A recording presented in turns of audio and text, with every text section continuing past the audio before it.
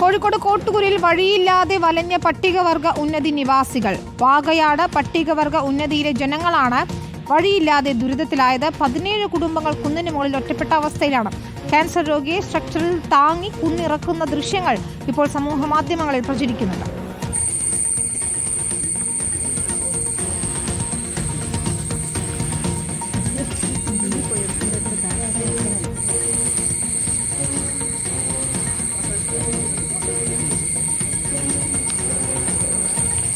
രോഗിയെ ആശുപത്രിയിൽ എത്തിക്കണമെങ്കിൽ ഇത്തരത്തിൽ ചുമന്നുകൊണ്ട് വേണം പോകാൻ എന്നതാണ് അവസ്ഥ. 150 മീറ്ററോളം കുന്നിറങ്ങി വേണം റോഡിലെത്താൻ. 17 കുടുംബങ്ങളാണ് ഇത്തരത്തിൽ കുന്നിൻ മുകളിൽ ഒറ്റപ്പെട്ടു നിൽക്കുന്നത്.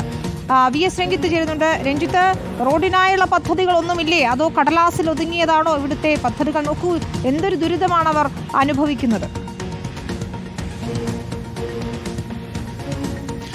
വിനിത, തീർച്ചയായിട്ടും പട്ടികവർഗ വകുപ്പിന്റെയും ജില്ലാ പഞ്ചായത്തിന്റെയും ഒരു ഫണ്ട് ഇതിനുവേണ്ടി നീക്കിവെച്ചിട്ടുണ്ടെന്നും പദ്ധതി വരുമെന്നും പറഞ്ഞ് ഈ പാവപ്പെട്ട ജനങ്ങളെ പറ്റിക്കാൻ തുടങ്ങിയിട്ട് കാലം കുറച്ചായി എന്നുള്ളതാണ് നമുക്കിപ്പോൾ ആ പട്ടികവർഗ ഉന്നതിയിൽ നിന്ന് ലഭ്യമാവുന്ന വിവരം. കേരളത്തിൽ നമ്പർ 1 കേരളത്തിൽ പട്ടികവർഗ വകുപ്പ് എന്ന പേരിൽ പട്ടികവർഗത്തിന്റെ ക്ഷേമത്തിന് വേണ്ടി പ്രത്യേക വകുപ്പ് പ്രവർത്തിക്കുന്ന ഒരു സംസ്ഥാനത്ത് ആ പട്ടികവർഗക്കാർ അനുഭവിക്കേണ്ടി വരുന്നത് ഇത്തരത്തിലുള്ള കോളനികളിലാണ്. കോളനികൾ എന്നുള്ള പേര് മാറ്റി ഉന്നതിയാക്കിയിട്ടുണ്ട്. പക്ഷേ അവസ്ഥ പഴയത് തന്നെയാണ് എന്നുള്ളതാണ് ഏറ്റവും പ്രധാനപ്പെട്ട കാര്യം. പേരുകൾ മാറ്റുന്നു, അവരുടെ സാമൂഹിക പദവി ഉയർത്താനുള്ള ശ്രമങ്ങളുടെ ഭാഗമായിട്ടാണ് അവരുടെ ജീവിത സാഹചര്യങ്ങളിൽ മാറ്റം വരുത്താനൊക്കെയാണ് ഈ പേരിൽ മാറ്റം വരുത്തുന്നത്. പക്ഷേ മാറ്റം പേരിൽ മാത്രമാണ് എന്ന് തെളിയിക്കുന്നതാണ് പട്ടികവർഗ ഉന്നതികളിൽ നിന്ന് ഇപ്പോൾ വരുന്ന വാർത്തകളും കാഴ്ചകളും എന്ന് പറയുന്നത്.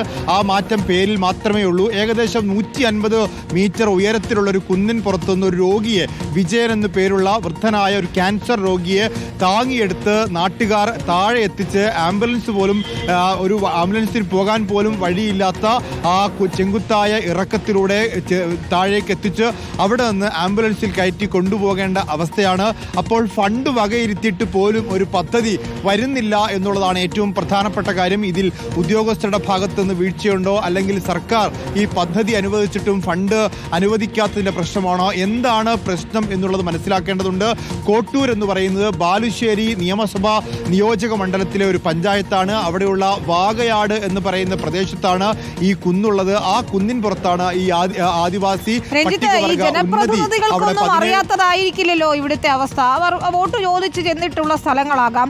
നോക്കൂ, നമുക്ക് ആ ദൃശ്യങ്ങൾ തന്നെ ക്യാൻസർ രോഗിയാണ് ചുമന്നുകൊണ്ട് പോകുന്നത്. അവിടെ കുട്ടികളുണ്ടാകും, അവർ പഠിക്കാൻ പോകുന്നത് ഇത്തരത്തിലായിരിക്കാം. ഈ ദുർഘടം പിടിച്ച വഴിയിലൂടെ 150 മീറ്ററോളം കുന്നിറങ്ങി പാറക്കെട്ടുകളൊക്കെ താണ്ടിയാണ് അവർ സ്കൂളിലേക്ക് പോകുന്നുണ്ടാവുക.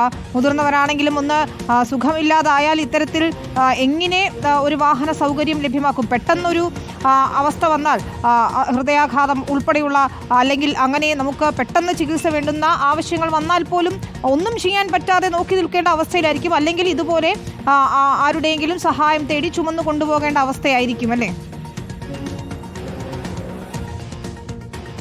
തീർച്ചയായിട്ടും അവിടെയുള്ള ജനങ്ങൾ ദിവസവും ജോലിക്ക് പോകുന്നതും അവിടുത്തെ അവിടുത്തെ കുട്ടികൾ ദിവസേന സ്കൂളിൽ പോകുന്നതും ഒക്കെ ഇത്തരത്തിൽ കുന്നിറങ്ങി ദീർഘദൂരം സഞ്ചരിച്ചാണ്. 2 വഴികളുണ്ട് ആ ഭാഗത്തേക്ക്. 2 വഴികളും ഇതേപോലെ തന്നെ ഒറ്റയടിപ്പാതകളായിട്ടുള്ള വഴികളാണ്. ഒന്ന് ഇങ്ങനെ ചെങ്കുത്തായ പാതയുള്ളതും മറ്റൊന്ന് ദീർഘമായ ഒറ്റയടിപ്പാതയുമാണ്.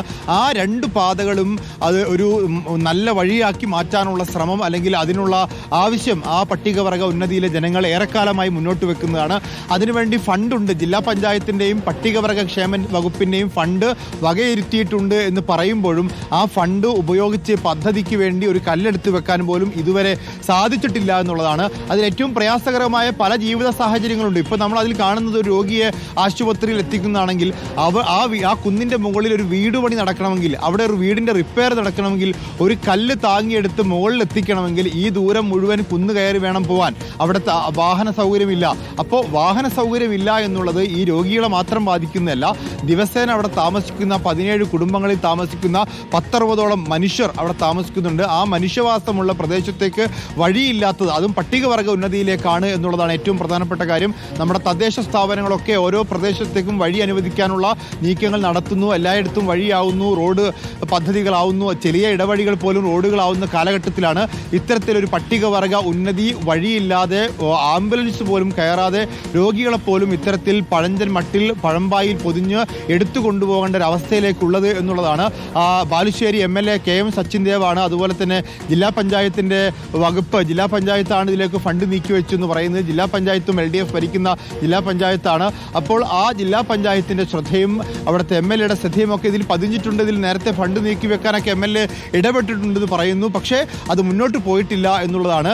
അവിടുത്തെ വോട്ടിൻ്റെ എണ്ണം കുറവാണ് എന്നുള്ളതായിരിക്കാം ഒരുപക്ഷെ ജനപ്രതിനിധികളുടെ ആവേശം കുറയാനുള്ള പ്രധാനപ്പെട്ട കാര്യം. 60 വോട്ടുകളെ അവിടെയുള്ളൂ, പക്ഷേ 60 മനുഷ്യരാണ് എന്നുള്ളതാണ് ഏറ്റവും പ്രധാനപ്പെട്ട കാര്യം. ശരിയാണ്. നമ്മളിപ്പോൾ സച്ചിൻ ദേവ് MLA വിളിച്ചിരുന്നു, അദ്ദേഹം യോഗത്തിലാണ്. മറ്റ് ജനപ്രതിനിധികളെയും നമ്മൾ കണക്ട് ചെയ്യാൻ ശ്രമിച്ചിരുന്നു, അവരൊക്കെ തിരക്കിലാണ്. ഏതായാലും VS രഞ്ജിത്ത് പുറത്തു കൊണ്ടുവന്ന ഈ ദൃശ്യങ്ങൾ, ഒപ്പം സമൂഹ മാധ്യമങ്ങളിൽ പ്രചരിക്കുന്ന ഈ ദൃശ്യങ്ങൾ, ഇവരുടെ ദുരവസ്ഥ അത് കണ്ടു തന്നെ പോകണം. ജനപ്രതിനിധികൾ അത് കാണാതെ പോകരുത്. പട്ടികവർഗ വകുപ്പിന്റെയും ജില്ലാ പഞ്ചായത്തിന്റെയും ഫണ്ട് വകയിരുത്തിയിരുന്നു എന്നാണ് മനസ്സിലാക്കുന്നത്. അവിടെ വരെ കാര്യങ്ങൾ കൃത്യമായിരുന്നു. പക്ഷേ പിന്നീട് അങ്ങോട്ട് ഒരു നടപടിയും ഉണ്ടായിട്ടില്ല. ദുരിതക്കയത്തിൽ തന്നെയാണ് 60 പേരും ഒരു ക്യാൻസർ രോഗിയെ ചുമന്നു കൊണ്ടുപോകുന്ന സങ്കടകരമായ ദൃശ്യങ്ങളാണ് നമ്മൾ കണ്ടത്.